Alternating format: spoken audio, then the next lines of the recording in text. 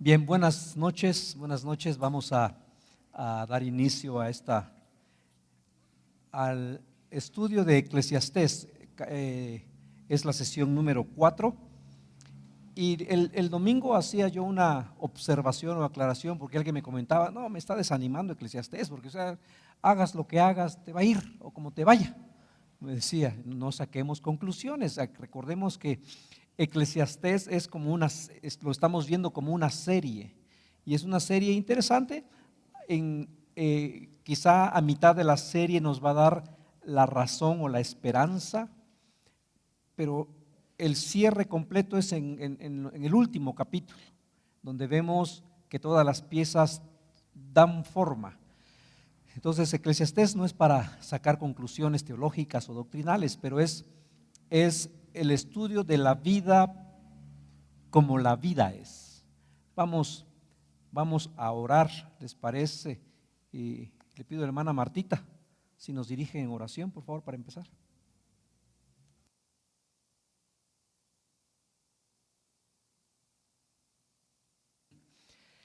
Eclesiastés 2 del 1 al 11 es la porción que vamos a estudiar hoy. Y estamos viendo cómo el propósito del maestro, del Coelet, es ver si es posible la razón de la vida en la vida misma. Esa es su investigación. ¿Puede la vida tener sentido en las cosas que experimentamos en la misma vida? Y hemos visto varias etapas del maestro, y ha pasado de la sabiduría teórica y ahora va a pasar a lo práctico. Va a la construcción de casas, de jardines, a experimentar con la música, con el placer, buscando satisfacción o el verdadero sentido de la vida. Y ahora vamos a ver cómo hace un viaje. La mayoría pensaríamos un viaje descendente, pasa de la sabiduría a las emociones, a los sentidos. Al final, la conclusión que dará es algo que quizá ya él mismo sospechaba. Si no encontré placer o sentido de la vida en la sabiduría, es poco probable que lo encuentre en las demás. Pero ¿cómo saberlo si no lo pongo en práctica? ¿Cómo saber si el sentido de la vida no está en los placeres más bajos si no lo pongo en práctica? El conocimiento me diría, no voy a encontrarlo ahí, pero el maestro piensa, tengo que descender, tengo que probarlo, porque tal vez ahí está el sentido de la vida. Y en lecciones pasadas vimos que aún en el trabajo encontraba pesares, porque no encontraba ahí el propósito de la vida. Hoy va a dar una opinión diferente. Recuerdan, en la primera sesión vimos que Eclesiastés aparentemente está lleno de contradicciones, pero las contradicciones no están en la conclusión del maestro. Las contradicciones están en la vida misma. La vida misma está lleno así. Si bien ahora va a ver los placeres, y los placeres dan felicidad, dice él, es por un rato, y no sirven de nada, no llenan el vacío total, no son productivos. Y paradójicamente o contradictoriamente, quienes viven para satisfacerse a sí mismos jamás sentirán satisfacción con su vida. Ese es parte del pensamiento de los hedonistas. Ahora, en esta parte que vamos a leer parece autobiográfica. Constantemente repite el predicador, me parece, experimenté, habla en primera persona. Enfatiza que es él quien escribe, es su investigación, es su conclusión, como que reclama derechos de autor. Esto me pasó a mí, no lo escuché, no lo medité, lo viví, lo experimenté. Como decía Sancho Panza, Sancho, que no hay refrán que no sea verdadero, porque todos son sentencias sacadas de la misma experiencia, madre de todas las ciencias. Los dichos son productos de la experiencia y que hacen en refranes, pero son verdaderos porque la mayoría de los dichos son productos de la experiencia. Eclesiastés es producto de la experiencia del maestro, del Salomón. Verso 1 del capítulo 2. Me dije, vamos, probemos los placeres, Busquemos las cosas buenas de la vida, pero descubrí que eso también carecía de sentido. Otra versión dice, seamos insensatos. Y busca en los placeres que no se guían por la sabiduría, ¿no? Entonces, en los placeres no se guían en la sabiduría. Sin embargo, Salomón, siendo sabio como es, no se fue de largo. Su propósito no es perderse, su propósito es investigar. Su propósito no es la carnalidad animal, sin sentido, bruta, o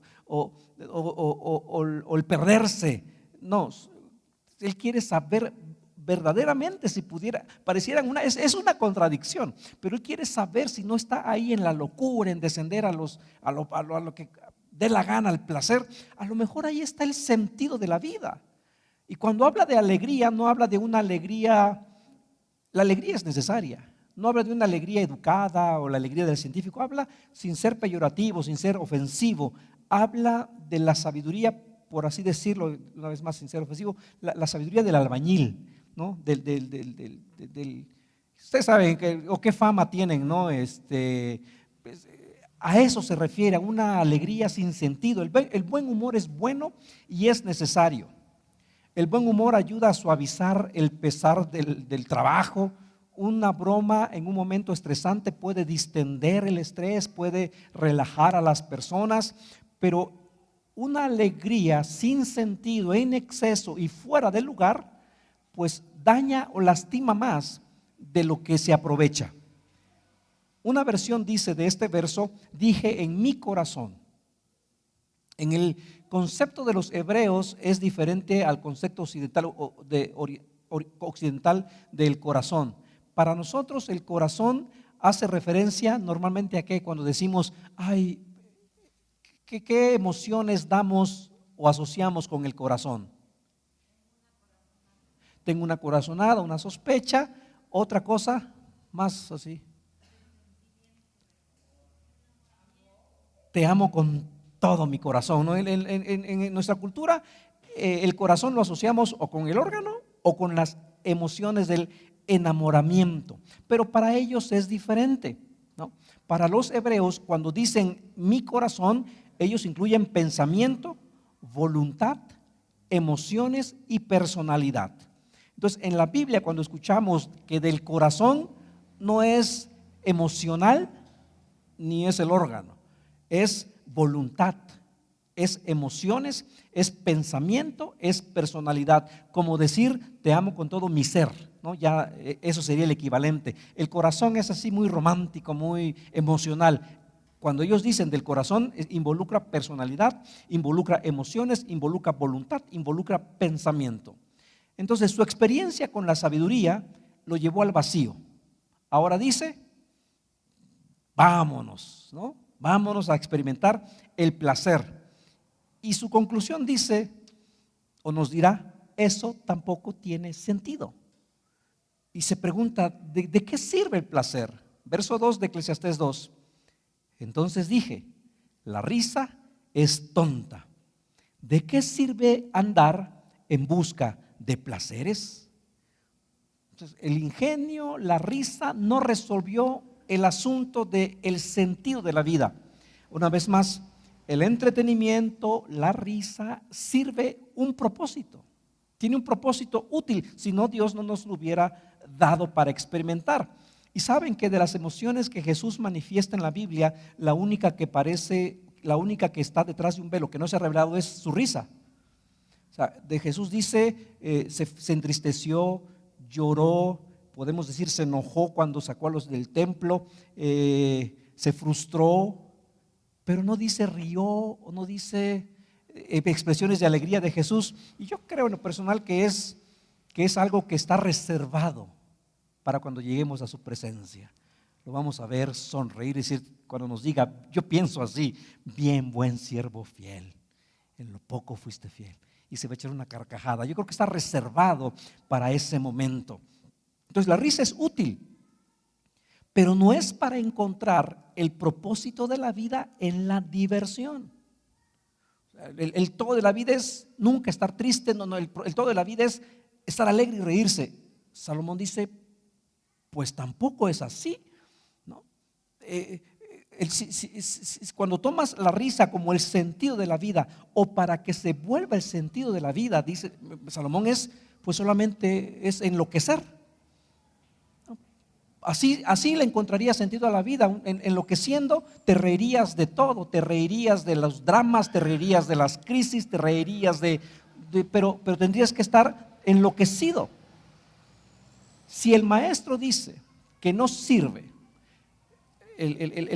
la risa es tonta, porque es destructivo como comedia negra, como humor negro, o cuando es expensas de los demás. ¿Cuál es el sentido de la risa? Verso 3. Después de pensarlo bien, decidí alegrarme con vino.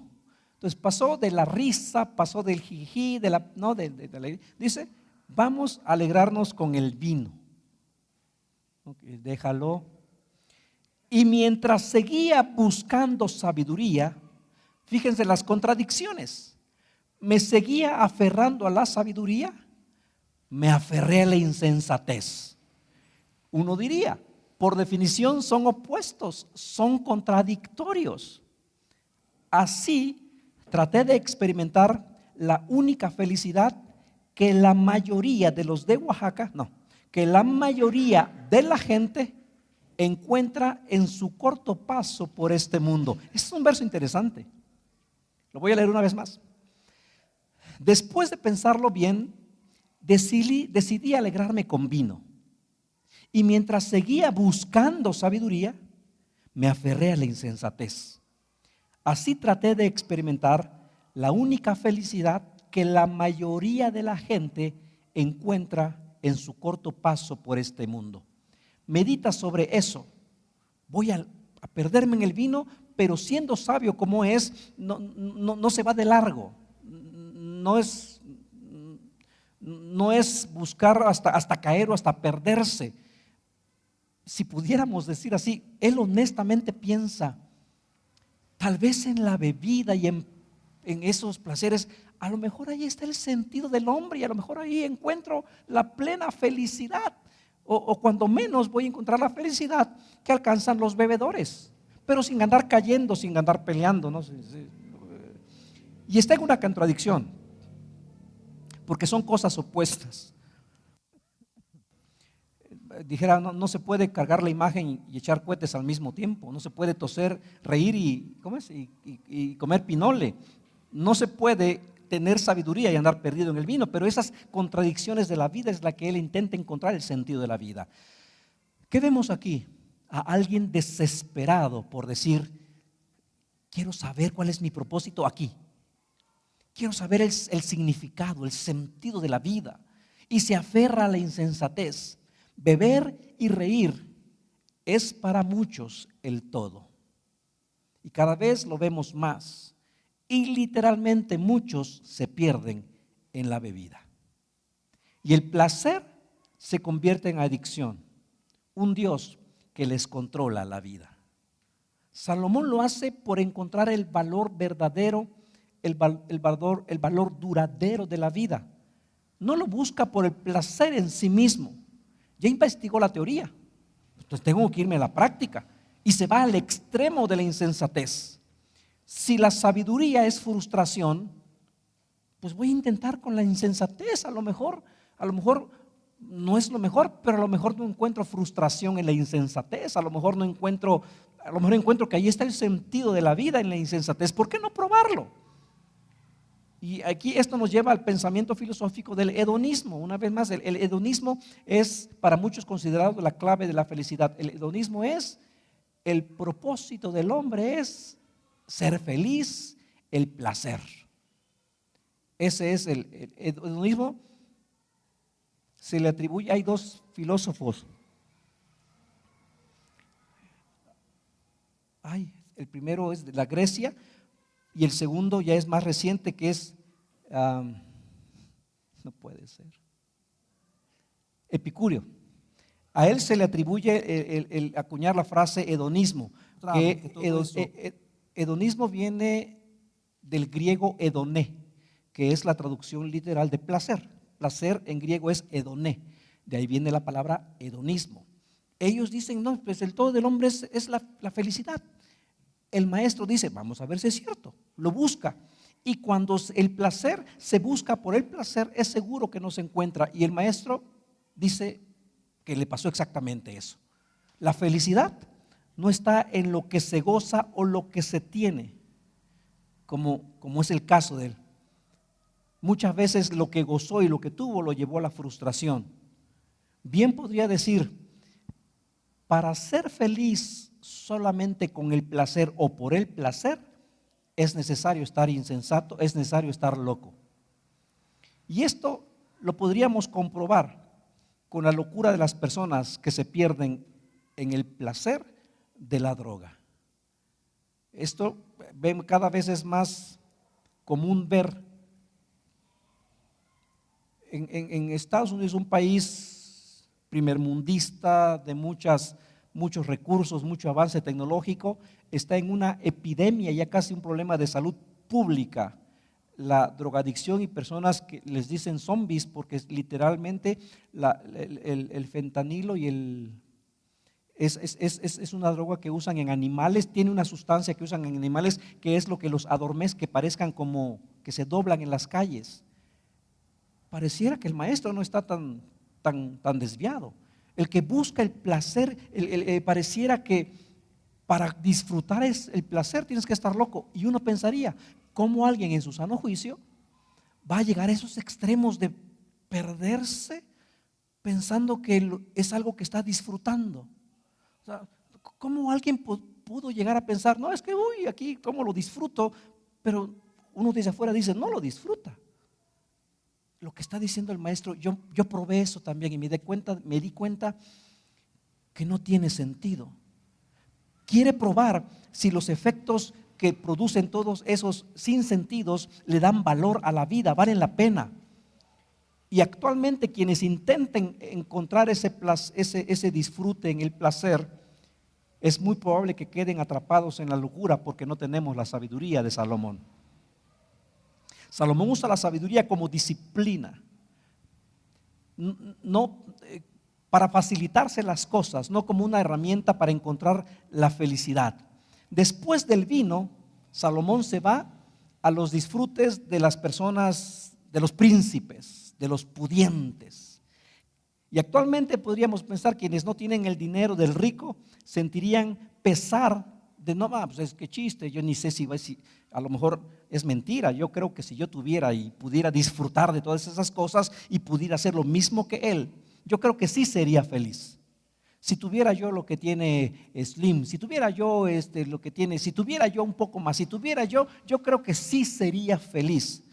Pero el remedio contra ese pensamiento nos lo puede dar el resultado que Salomón nos va a dar. Y el resultado que Salomón nos va a dar será, todo eso es aflicción de espíritu, todo eso es vanidad, todo eso es absurdo. Y el resultado que obtuvo Salomón será el mismo resultado para todo aquel que quiera encontrar el sentido de la vida en esos placeres. Verso 4 al 6. También traté de encontrar sentido a la vida edificándome enormes mansiones y plantando hermosos viñedos. Hice jardines y parques y los llené con toda clase de árboles frutales. Construí represas para juntar agua con la cual regar todos mis huertos florecientes. Entonces primero empezó con la meditación, con el análisis de la sabiduría. Después dice, no me sirvió y se fue a los placeres. Después dice, tampoco, dice, pues me voy al vino, vamos a ver si ahí encuentro la felicidad. Se fue a la risa, me voy al vino. Ahora dice, a lo mejor es en las posesiones, a lo mejor es gracias Norita, a lo mejor es en la riqueza, a lo mejor es en las grandes construcciones que voy a encontrar el sentido de la vida. Y veamos un poco de lo mucho que edificó. Primera de Reyes 9, del 15 al 19. Construyó el templo del Señor, el palacio real, los terraplenes, la muralla de Jerusalén, las ciudades de Azor, Megiddo y Geser, el faraón, el rey de Egipto, había atacado y conquistado Geser. Luego, el faraón se la dio a su hija como regalo de bodas cuando ella se casó con Salomón. Así que Salomón reconstruyó la ciudad de Geser. Fortificó las ciudades de Bet-Orón de abajo, Baalat y Tamar en el desierto. Construyó ciudades como centros de almacenamiento, así como ciudades para sus carros de guerra y sus caballos. Construyó ciudades solo para tener sus carros de guerra y sus caballos. Construyó todo lo que quiso en Jerusalén, en el Líbano y por todo su reino. O sea, se dedicó a la construcción. A lo mejor aquí encuentro mi satisfacción, y se puso a construir ya como desesperado. El mayor logro de Salomón fue construir el templo de Jerusalén, del cual actualmente permanece solamente, o sea, reconstruyó lo que es el muro de las lamentaciones en Jerusalén. Esa es parte del templo que construyó Salomón. Entonces, pero ese lo construyó para Dios, así que no lo vamos a contar, va a estar en un rubro aparte. Pero hizo casas. La palabra mansión ya da el sentido de una casa grande, ¿no es cierto? Pero él dice, construí enormes mansiones. Eso nos da una idea. ¿Saben cuántos años tardó en construir su casa Salomón? 13 años. Y uno acá, el arqui no se apura, ya tengo 2 años y ya uno está aquí desesperado, ¿no? 13 años tardó construyendo su casa Salomón. ¿Sabes cuántos años tardó construyendo el templo? ¿Cuántos años tardó construyendo el templo de Jerusalén? ¿Saben? Digan un número, del 1 al 10. ¿Quién dijo 7? 9, por allá, 7 años. Manu, se lleva un dulce. No, 7 años tardó construyendo el templo de Jerusalén, y su enorme mansión, 13 años. Nos da una idea de cómo habrá sido. Cubrió las paredes todas de piso a techo con cedro. Dentro de su mansión, me imagino, tenía casas para sus esposas y una casa especial para la hija de Faraón. Era la hija de Faraón. ¿El propósito cuál era? ¿Tenerlas juntas? No. Si ahí estaba el propósito o el sentido de la vida. Ver si construir grandes obras, me decía, esto es lo mío, para esto nací. Ahora sí, aquí me voy a quedar porque este es el todo del hombre. Sin embargo, no fue así. Cuando terminó la tarea de construir, pareciera que se acabó el propósito o el sentido de la vida. Ahora, vamos a personalizarlo, vamos a traerlo un poquito más hacia nosotros, porque si lo vemos así en tercera persona, bueno, es un estudio interesante y podría aprender, pero ¿cuántos de nosotros estamos afanados en su respectiva proporción, así como Salomón, en esa búsqueda? Quizá alguno lo busca en el conocimiento y en un doctorado y una maestría y otra carrera y otro doctorado y otro curso. Quizá alguien la obtiene en la risa, yo ya mejor me divierto, me relajo. Quizá otro lo quiere buscar en el placer, como sea que lo defina. Quizá otro lo está buscando en el trabajo. Es que yo tengo que trabajar, yo tengo que hacer, y son las 5 de la mañana, es que si me siento que estoy perdiendo el tiempo, es que si descanso siento que no puede ser, tengo que estar haciendo algo, tengo que estar haciendo. De mí no van a estar hablando, dicen varios o varias, ¿no? Porque es que tengo que hacer algo productivo. Quizá no como Salomón, pero estamos buscando una felicidad o estamos buscando un sentido. Ya no el pleno sentido de la vida, porque tenemos una relación con Dios, pero estamos buscando el sentido, el propósito en el trabajo. Y si no trabajo, es que no puedo. Es que si no algo que me divierta, si no algo que me distraiga, es que siento que estoy muy estresado. Salomón lo buscó, iglesia. Y después de todo eso, vamos a ver qué más nos dice, pero la construcción no encontró el sentido. De todas las construcciones que hizo, 500 años después, imagínense, 500 años después, Nehemías menciona uno de los estanques que Salomón construyó. Nehemías 2:14 dice: luego fui a la puerta de la fuente y el estanque del rey.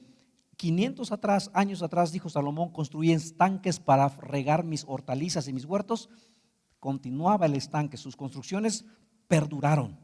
Tuvo tantos árboles que fueron necesarios que construyera estanques o represas, y de los estanques que construyó actualmente quedan restos de 3 de esos cerca de Jerusalén.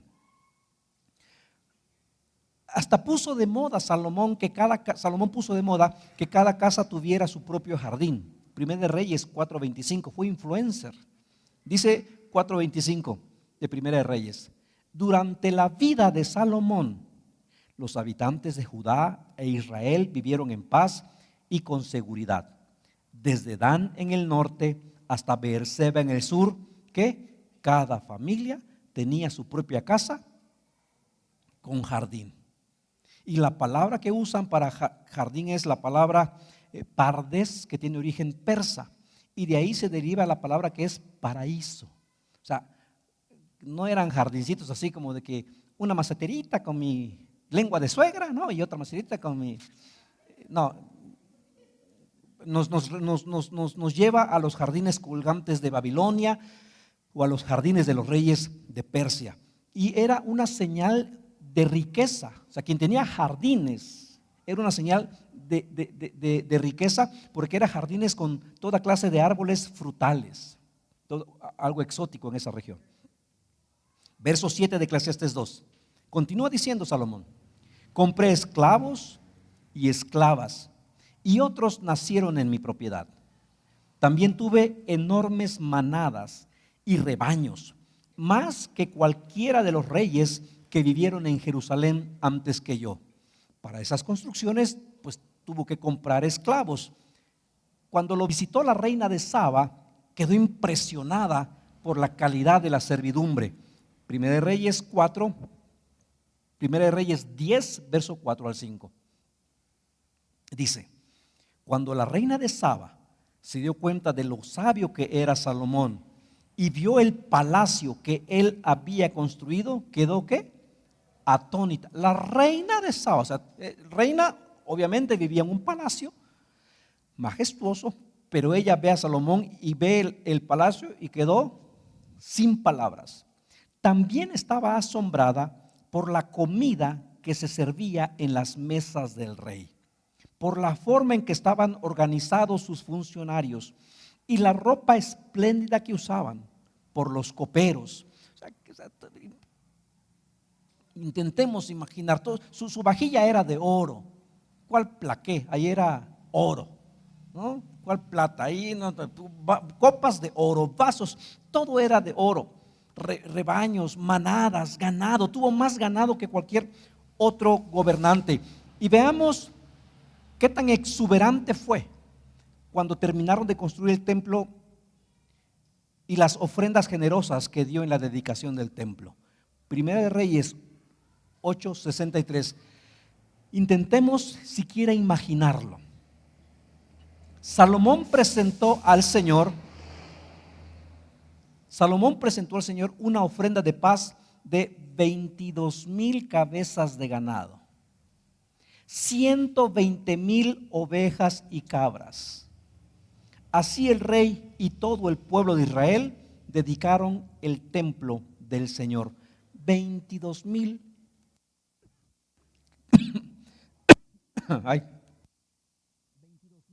cabezas de ganado, 120,000, no sé cuántas chivos maten en Guajuapan cuando hacen el mole de caderas, ¿no? No sé si llegarán a 100,000, no tengo idea, no creo, se me hace una cantidad exagerada. Eclesiastés 2:8 dice: junté grandes cantidades de plata y de oro, el tesoro de muchos reyes y provincias. Contraté cantores estupendos, tanto hombres como mujeres, y tuve muchas concubinas hermosas. Tuve todo lo que un hombre puede desear. Entonces se va a los extremos, ¿no? 700 mujeres, no, 300 mujeres y 700 concubinas, y todas ellas, dice, hermosas. Y en ese tiempo solamente los ricos podían contratar artistas, tener músicos de buena calidad. Él dice, yo me contraté, me pagué a mi propia banda para que estuvieran ahí para dormir con música, nada de que ponme un disco, un CD. Alexa, ahí yo tenía mi banda en vivo a la hora que yo quería, muchas esposas, concubinas hermosas. Conoce los placeres, todos. Pero fue un tipo de experimento científico social para Salomón. O sea, tal vez en esto encuentro el sentido de la vida. Tal vez en esto encuentro, pues, cuál es la razón de ser del ser humano. A lo mejor una de estas actividades encuentro que le da sentido a la vida y significado a la vida. Cantares 6:8 menciona, aún de Salomón, entre 60 reinas y 80 concubinas e incontables doncellas. O sea, se casó no solamente, se casó con reinas, hijas de Faraón, con princesas, María del barrio también. O sea, todo el espectro social, dice él, no sea que a lo mejor el placer está acá. Probó de todo. La paradoja del hedonismo es que cuando más buscas el placer, menos lo encuentras. Ahora sí que fue de todo y sin medida. Y él podía hacerlo porque tenía todo: el dinero, la cantidad de oro que recibía al año eran de oro, casi 25 toneladas de oro, piedras preciosas y todo lo demás. 9-10 de Eclesiastés dice: de modo que me hice más poderoso que todos los que vivieron en Jerusalén antes que yo, y mi sabiduría nunca me falló. Todo lo que quise, lo hice mío. No me negué ningún placer, hasta descubrí que me daba gran satisfacción trabajar mucho, la recompensa de toda mi labor. Llegó a la cúspide del poder, placer, sabiduría, construcción. Probó todo lo que quiso. Imagínense eso, dice, todo lo que mi ojo vio, todo lo que mi ojo vio, no se lo negué. Lo veía, ay, se me antoja, tráeme 2. Acá, dame 5. Acá, 4. Yo lo más que llego a decir, dame 4 es de los tacos.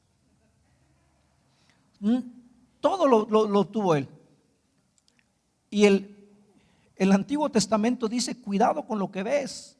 Dice Números 15:39. Estos flecos, los flecos que llevan las esquinas de sus ropas, les ayudarán a recordar que deben cumplir con todos los mandamientos del Señor y que no deben prostituirse ni dejarse llevar por los impulsos de su corazón ni por los deseos de sus ojos. Y sin embargo Salomón dice, si mi ojo lo deseó, se lo di. Y de todos los placeres, interesantemente, del único que menciona que encontró satisfacción, gran satisfacción, fue el trabajo. Todo al revésado lo tenemos actualmente, no, porque si hay algo que no nos da placer es el trabajo. Más que hacer, más que el placer, más que descansar en sus mansiones, más que caminar en sus jardines, más que ser mimado por los esclavos, los músicos, las mujeres, más que ver la cantidad de ganado, más que ver su riqueza, le encantó trabajar. Aunque a veces nos cansamos de la carga del trabajo, pero creo que la mayoría, irónicamente, cuando no hay trabajo, nos aburrimos o nos afligimos. Podemos descansar cierto tiempo, pero después de cierto tiempo descansar decimos, ay, como que ya hay que hacer algo, ¿no? Vamos a escarbar un hueco en el jardín porque así fuimos creados. Algunos tardan más tiempo en ese proceso de No, algunos dicen, pues yo llevo 2 años descansando y todavía no tengo prisa, así como que dices, ay, ya quiero trabajar. Dios nos hizo de tal forma que difícilmente estaremos contentos, satisfechos por mucho tiempo si no estamos haciendo algo productivo. Es la forma como nos creó Dios. Salomón entonces desciende queriendo encontrar el placer en el gozo, en el vino, en el disfrute, y se da cuenta que la única forma de disfrutar eso es en la locura. Hay una obra de Patrick Süskind que se llama Süskind, El perfume. No sé si alguno salió una película, pero hay un libro, una novela. El propósito es un hombre que se obsesiona con encontrar el perfume ideal, el perfume que satisfaga toda necesidad. Y encuentra algo medio interesante ahí, una forma de extraer el aroma, y después se da cuenta que, sí, esto es, pero esa búsqueda de ese placer finalmente lo lleva a la locura. Salomón dice lo mismo. Hay un escritor ruso, Alexander Pushkin. Él escribe una obra chiquita que se llama Eugenio Onegin. Y en una parte él es un joven de 18 años, heredero, que es encantador, es agradable, es el alma de la fiesta, es atractivo. Pero en una parte de esa novela este joven dice, pues le aburrió todo lo que al principio era emocionante, porque se fue a vivir a una finca en un jardín. Lo que era al principio emocionante, caminar en el jardín y ver las nuevas plantas, los nuevos árboles, después se volvió un aburrimiento. Una vez más, la misma idea que nos da el predicador. Verso 11. Pero al observar todo lo que había logrado con tanto esfuerzo, vi que nada tenía sentido. Era como perseguir el viento. No había absolutamente nada que valiera la pena en ninguna parte. Una vez más, no hay nada que valiera la pena en el sentido de esto es el todo del hombre. Si el hombre bajo este sol, de nacer a morir, si el hombre logra hacer esto, ahí encontrará el sentido de su vida. Dice Salomón, no lo va a encontrar. Me di cuenta que absolutamente nada que valiera la pena en sí mismo, ontológicamente, la razón del todo, bajo el sol, no hay nada que valga la pena. Después de todos años de esa búsqueda, su conclusión no puede ser más pesimista. Ni las posesiones, ni la riqueza, ni los placeres le dieron el propósito de la vida. Una vez más, no son clases de teología, no es doctrina. Es solamente un hombre, como hay muchos actualmente, que quieren encontrar el sentido de la vida sin tomar en cuenta a Dios. Hay muchos hombres actualmente queriendo encontrar, mujeres, ser humano, queriendo encontrar el sentido de la vida sin tomar en cuenta a Dios. Y se pierden en la riqueza, no, más. Se pierden en el trabajo, adictos al trabajo. Y se pierden en los placeres. Y se pierden en tantas cosas, en el vino. Se pierden en lo material. Actualmente. Entonces, lo que está diciendo el maestro es vigente, sigue siendo vigente. Quizá conocemos a alguien que se ha perdido precisamente en esa búsqueda de, no es que yo quiero ser feliz, pero ¿qué te va a hacer feliz bajo el sol? Es lo que está intentando investigar el maestro, y nos dice qué ha hecho para encontrarlo y nos concluye, no está ahí. Un español escritor, Enrique Rojas, escribe un libro que se llama El hombre light, el hombre ligero. Y él dice, cito, es una sociedad en cierta medida que está enferma, de la cual surge el hombre light, un sujeto que lleva por bandera una tetralogía, es nihilista, es hedonista, consumista, permisivo y relativo. El hombre que surge de una sociedad enferma es un hombre que busca el placer por el placer, que es un consumidor, más, que es permisivo, todo, total. y que es relativo. Pues nada es absoluto, total, si a ti, si a mí, para aquello. Es una carrera loca por encontrarle sentido a la vida. Y el hedonismo se convierte en una ley del comportamiento. Placer al costo que sea. El hombre de hoy está ligado con el ensayo que hace este maestro de hace casi 3000 años. Pero es un ensayo lleno de realismo para concluir: donde quiera que busques el sentido de la vida, en esta vida misma, no la vas a encontrar. El maestro probó el conocimiento, la diversión, propiedades, bebidas, esclavos, mujeres, dinero, y no se sintió satisfecho. Entonces, si alguno de nosotros anda en búsqueda de eso, como para encontrarle sentido a la vida, el maestro nos adelanta cuál será tu resultado. Vanidad de vanidades. Ni siquiera en el trabajo por el trabajo. Qué insensatez. Ahora, para que no vayamos así todos deprimidos, disfrutar la vida no está mal. Esforzarse en el trabajo no está mal. El problema es cuando lo quieres desligar de tu relación con Dios. Si lo desligas de tu relación con Dios, no vas a encontrar sentido. Dice, Dios es como el sol. No lo podemos ver directamente, pero a través de Él podemos ver todo lo demás. El trabajo y Dios está el equilibrio. La diversión y Dios, la risa y Dios, los placeres y Dios. Es Dios quien le da sentido a cualquier relación que podamos tener con todo lo que mencionó el maestro. Y no solo encuentras el sentido de la vida, sino que disfrutas de la vida en su dimensión más amplia y verdadera. Una diversión sin Dios te puede llevar a la locura. Una diversión con Dios la disfrutas plenamente. Gózate, hombre, con la mujer de tu juventud, dice Proverbios. Disfruta de la vida, ríe, dice mismo Eclesiastés. Pero no lo hagas separado de Dios, porque es peligroso.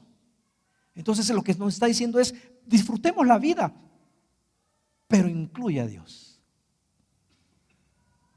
Es bueno aprender de las experiencias del maestro. Y quizá tenemos algún conocido todos, o alguien cercano, o alguien que conocemos, que ha disfrutado algunas cosas y después nos dice: ¿sabes qué? La verdad es que hay algo que me falta. Conocí una persona con muchas propiedades aquí en la ciudad, pero él me dijo esto: lo único que quiero, pastor, es poder caminar con mi esposa en la calle, agarrados de la mano, sin el miedo o la presión de que alguien venga atrás.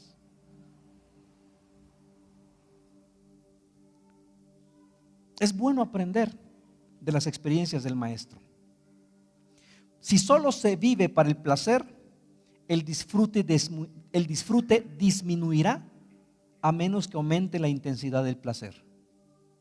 Una vez más, si se vive solo para el placer, el disfrute disminuirá a menos que aumente la intensidad del placer. Así es como se pierden en las adicciones, porque ya una ya no me hace nada, pues que sean dos para sentir la adrenalina. Dos ya no me hace nada, pues ahora que sean tres. Pues ya tres, pero ya como que ya, pues métete esto más, pero ya como que inyéctate esto ahora. O, prueba esta, pues prueba aquello. Y nunca serás satisfecho. Y llegará el punto en que ya no se disfrutará y solo quedará la esclavitud. Se hace, pero no se disfruta. Sí, tengo una casa más, pero sí, tengo una esposa más, pero pues sí, tengo un título más, ya ni sé dónde poner este título, pero pues sí, he hecho cosas, pero hay algo que le falta. Esa es la diferencia del cristiano. Y estos son tiempos en que cada quien hace sus reglas. Por eso vemos cada vez más cosas desagradables, porque cada quien está queriendo encontrar el sentido, su sentido separado de Dios en este mundo. Y cada quien está queriendo definir su propósito, su sentido. Y ya no es como un pasatiempo, estamos viendo un ataque frontal, intencionado, no digamos a la moral, a la razón. Personas que se identifican de diferente manera y están intentando forzar a los demás a reconocerlo y aceptarlo. ¿Cuál va a ser el límite? No hay. Va a ser imposible. Cada quien puede identificarse como lo desee,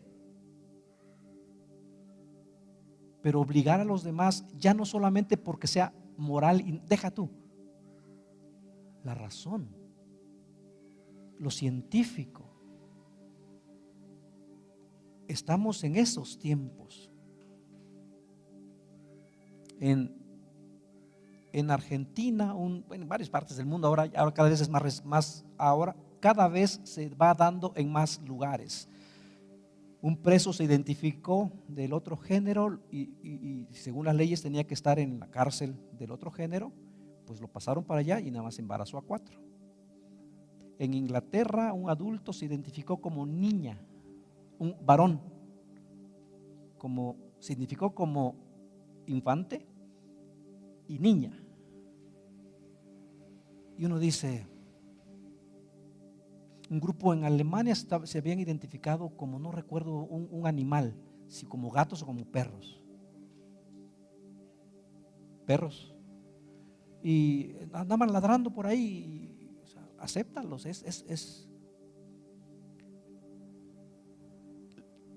Si vas a querer encontrar el sentido de la vida lejos de Dios, tendrás que descender a la locura, dice Salomón. Yo lo hice y sabes, tampoco lo encontré.